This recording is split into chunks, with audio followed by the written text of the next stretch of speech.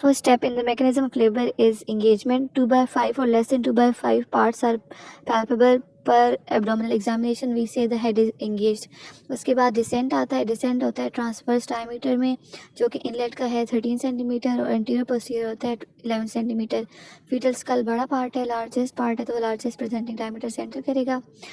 Enter करने के बाद बेबी के हेड की फ्लेक्शन होगी, वो मिड एल्वे कैविटी में होगी, जिसमें एंटीरियर पोस्टीरियर और ट्रांसवर्स डायमीटर दोनों 12 सेंटीमीटर हैं, सेम है. तो फ्लेक्शन हो गया बेबी की हेड की, वेल फ्लेक्स्ड हो गया. उसके बाद होगी इंटरनल रोटेशन इशियल स्पाइंस के लेवल पर.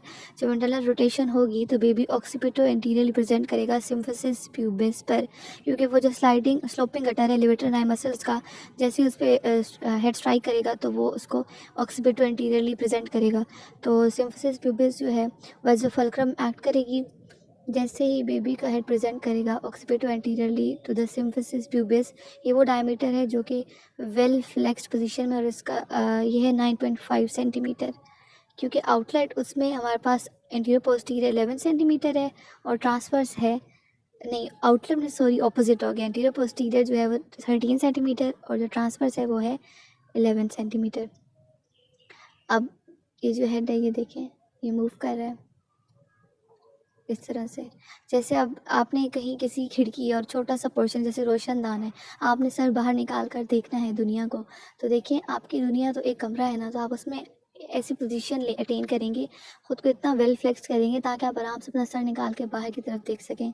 फिर आप जैसे ही वहाँ से सर निकालेंगे तो आप ऐसे अपने सर को एक्सटेंड थोड़ा करेंगे, फिर आप कहेंगे वाह कितनी प्यारी दुनिया है. तो एक जो बच्चा होता है उसकी दुनिया यूट्रस ही होती है, उसको नहीं पता होता कि इससे बड़ी भी कोई दुनिया है. फिर जैसे ही वो मदर की यूट्रस से बाहर निकलता है, वेजाइनल ओरिफिस से बाहर जाता है, तो वो ऐसे सर को एक्सटेंड करेगा और वो देखेगा कि वाह ये तो इतनी बड़ी दुनिया है. फिर उसको फ़ौरन एक झटका लगेगा. अब देखिए अब ऐसे ही होगा बिल्कुल हमारे मैग्नेसियम लेबर में भी. ये जब हेड जाएगा नीचे, सिम्फिसिस प्यूबिस एक्ट कर रहा है एज अ फल्क्रम. ऑक्सीपिट एंटीरियर में हमारे पास डिनोमिनेटर ऑक्सीपिट होता है.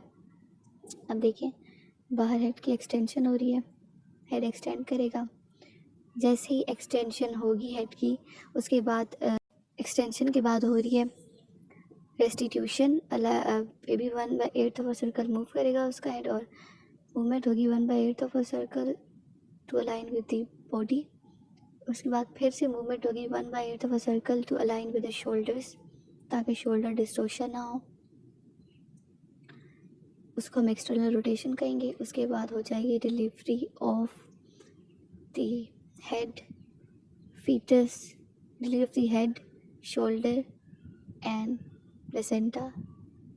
अच्छा यहाँ मैं आपको एक इम्पोर्टेंट पॉइंट बताती हूँ कि जो इशियल स्पाइन है ना, उसको हम वो एक बोनी लैंडमार्क है, तो उसको हम ज़ीरो स्टेशन भी कहते हैं, क्योंकि उससे ऊपर जो होगा अगर पार्ट्स होंगे उनको 1 2 3 4 5 प्लस वो होंगे, जो नीचे होंगे वो -1 -2 -3 -4 -5 हम इस तरह से लेंगे. जब हम पर एब्डोमिनल एग्जामिनेशन करते हैं तो उस पर हमें पता चलता है ना कि कितना हेड इंगेज है, तो हमें पता चलता है कि 2/5 है या लेस से 2/5 है तो वो इंगेज है, तो हम इस तरह से.